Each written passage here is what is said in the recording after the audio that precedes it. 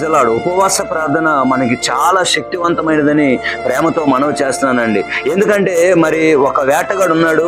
ఆ వేటగాడు వెళ్ళి కొన్ని గువ్వలని అడవిలో ఆ వల వేసి పట్టుకున్నాడు. పట్టుకున్న తర్వాత వాటన్నిటిని కూడా ఒక బోన్లో పెట్టి, అయ్యో ఈ అడవిలో ఉన్నటువంటి గువ్వలు కదా, వీటికి బాగా ఆహారం పెడితే ఇంకా కాస్త బలుస్తాయి, కొంచెం లావుగా అవుతాయి, అయితే నాకు ఎక్కువ డబ్బులకి నేను సంతలో అమ్ముకోవచ్చు అని చెప్పి ఆ వేటగాడు ఏం చేస్తాడంటే ఆ యొక్క గింజలన్నీ కూడా వేస్తున్నాడు. ఆ గువ్వలకి వేస్తూ ఉంటే అన్ని గువ్వలు బాగా తినేస్తున్నాయి. ఎందుకంటే అడవిలో ఉన్నటువంటి గువ్వలకు ఆహారం అనేది చాలా తక్కువ దొరుకుతుంది కనుక అవన్నీ కూడా పీలగా ఉంటాయి. కాబట్టి మరి ఆ వేటకి వెళ్ళేటువంటి పరిస్థితి లేకుండానే, లేకపోతే ఆ గింజలు ఎత్తుకునే పరిస్థితి లేకుండానే ఆ గువ్వలన్నీ కూడా చక్కగా ఆహారం దొరుకుతూ ఉండగా చక్కగా ఆహారాన్ని తీసుకుంటా ఉన్నాయండి. తీసుకుంటున్న సమయంలో ఒక గువ్వ మాత్రము ఆ వేటగాడి యొక్క మోసాన్ని పసిగట్టిందండి. అరే వీడు ఎందుకు రోజు ఆ గింజలు వేస్తున్నాడు, ఏదో కుయుక్తి అయితే ఉంది ఇతనిలో అని చెప్పి అది గింజలు తినకుండా అలాగా మూలుగుతూ ఉండేదండి.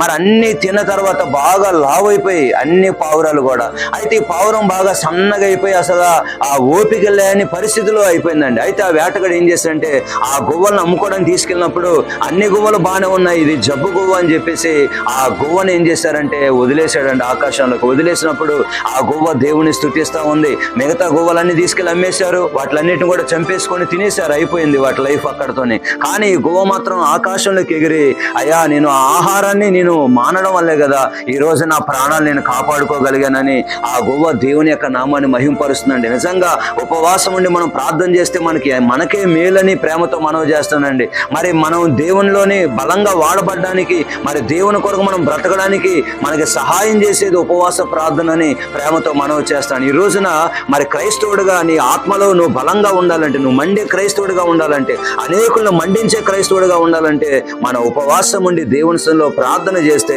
మరి తప్పకుండా దేవుడు మన జీవితంలో గొప్ప కార్యం జరిగిస్తారని మీ అందరికీ తెలియపరుస్తూ ఉన్నాను.